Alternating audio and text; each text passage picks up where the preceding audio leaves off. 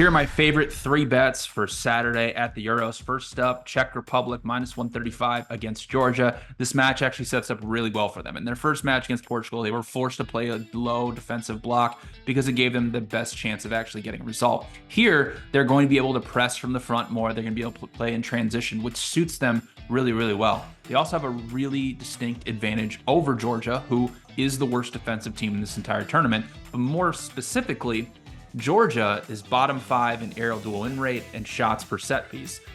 The Czech Republic thrives on set pieces. They're also really good at sending in crosses and winning those aerial duels. So this actually sets up really well for a Czech Republic team that, against Georgia, who allowed over 2 expected goals per 90 minutes during Euro qualifying. So I think the market's giving Georgia too much respect.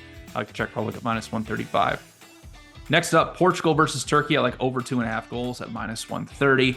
Portugal's setup against the Czech Republic was kind of puzzling. They were starting Bruno Fernandes and Vitinha in the midfield. Bernardo Silva kept inverting. Same thing with João Cancelo from the left, which created this log jam in the middle, and they couldn't play through the middle. So they just kept forcing the ball out wide and sending in a bunch of crosses.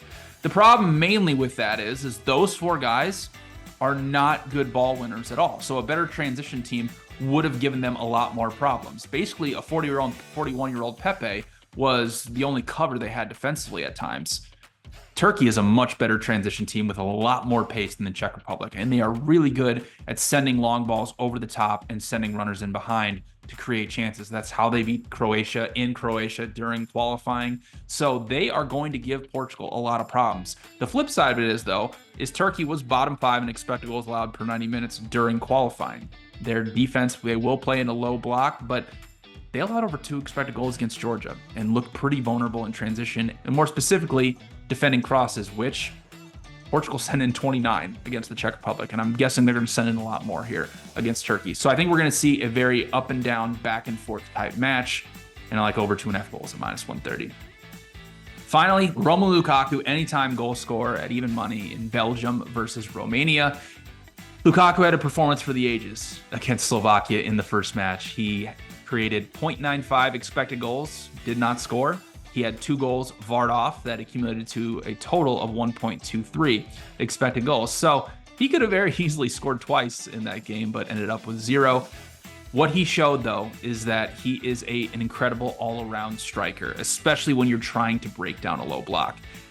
He can be a great aerial threat in the box if you need to send in a bunch of crosses. If you're going to face a team like Romania that will play a higher defensive line, he can make runs in behind. He's really good at pinning defenders in the half space. But the main point is that for Belgium offensively, they're just trying to get Lukaku the ball over anybody else. So at even money, I love Lukaku anytime goal scorer.